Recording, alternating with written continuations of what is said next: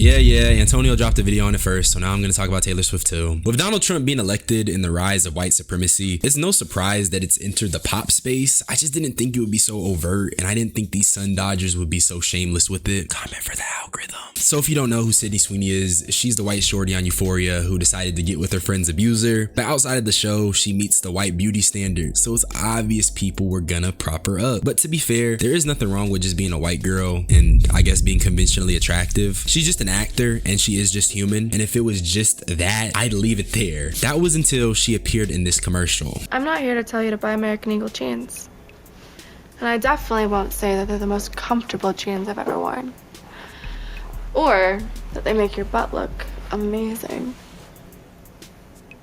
Why would I need to do that? But if you said that you want to buy the jeans, I'm not going to stop you. But just so we're clear, this is not me telling you to buy American Eagle jeans. Sydney Sweeney has very keen. You see what I did there, right? Genes are passed down from parents to offspring, often determining traits like hair color, personality, and even eye color. My genes are blue. Sydney Sweeney has very keen.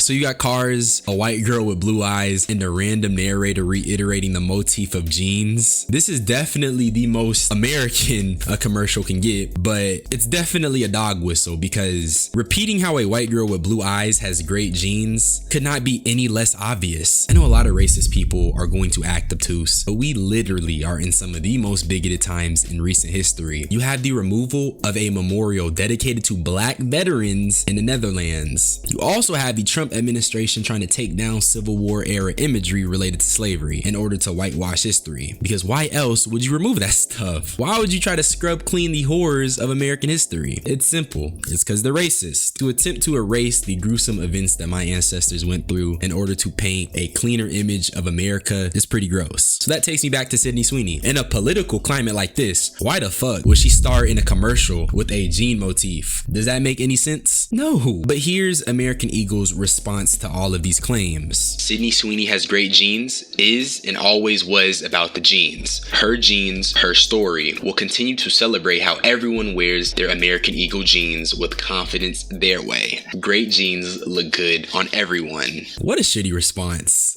I really hate people who are purposely obtuse. It's one of the most sinister ways of addressing any criticism, in my opinion. Acting oblivious, feigning ignorance, purposely misconstruing someone's criticism. I just can't help but find those things particularly sinister because they know what they're doing and yet they act ignorant because that's the only way you can refute the claims. And like I said, the political climate is just so crazy. Let's not act like big brands don't have PR teams. Everyone got a PR team these days. We was just cooking Kai Cenat for his PR team, so they can't act like they had no idea how this could come across to people because it's beyond just intent. You have to factor in how people are going to receive it. And if American Eagle wants to act like people weren't going to receive this horribly, they're lying. But obviously, white supremacy is not going to sell, hence why Christie is apparently in the top 10 worst openings for a film in over 2,000 theaters ever. But that's Fork Found in the Kitchen. It's a movie about a lesbian boxer who is in an abusive marriage with a man. White supremacy does not allow for an identity to exist like that. It is a harmful thing that targets anyone who does not fit the strict criteria of a cis white male and female. If Christie gave even one woman the courage to take her first step towards safety, then we will have succeeded. So yes, I'm proud. Why? Because we don't always just make art for numbers. We make it for impact, and Christie has been the most impactful project of my life. Just get her up out of here, bruh. This seems like cap. Obviously, I agree. Nobody makes art for the numbers, but how is she trying to encourage women, especially queer women, to take a step towards safety when in her free time, she was over here dog whistling for the demographic who doesn't mess with anyone who isn't white? This whole statement just screams performative to me, if I'm being honest. And Sydney Sweeney did do an interview amidst the white supremacy speculation. And the first thing I have to say about that is that the interviewer was far too kind to her. And the second thing is that she ain't even deny it. The criticism of the content, which was basically that maybe specifically in this political climate, like white people shouldn't joke about genetic superiority. Like that was kind of like the criticism, broadly speaking. And since you are talking about this, I just wanted to give you an opportunity to talk about that specifically. I think that when I I have an issue that I want to speak about. People will hear.